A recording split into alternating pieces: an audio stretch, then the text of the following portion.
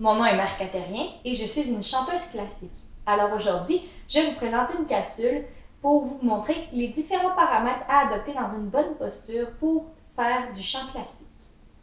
On va commencer par notre point d'ancrage, c'est-à-dire les pieds qui sont un peu comme nos racines qui vont nous ancrer dans le sol. Donc, premièrement, il faut éviter d'avoir une trop grande ouverture vers l'extérieur ou vers l'intérieur.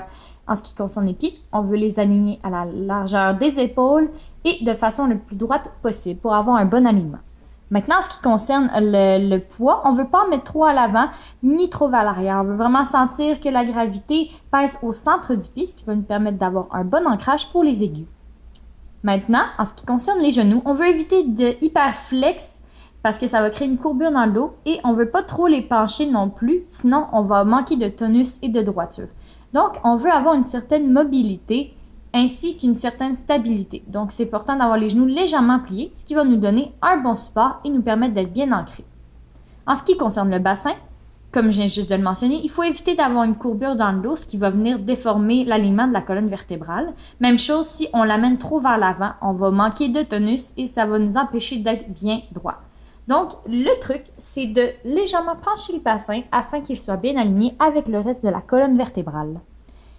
Ça va nous permettre ensuite de bien aligner notre thorax. Donc, évidemment, il faut éviter d'avoir les épaules trop vers l'avant, ce qui ferme la cage thoracique et empêche d'avoir de l'air.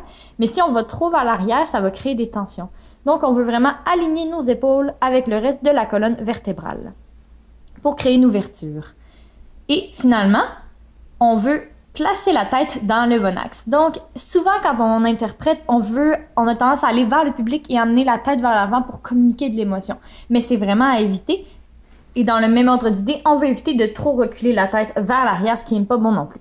Donc, le meilleur truc pour placer la tête dans un bon alignement, c'est d'imaginer qu'une corde nous tire la tête vers le haut. Donc, automatiquement, notre cou et notre tête vont être alignés avec le reste de notre colonne vertébrale, ce qui va permettre une posture idéale.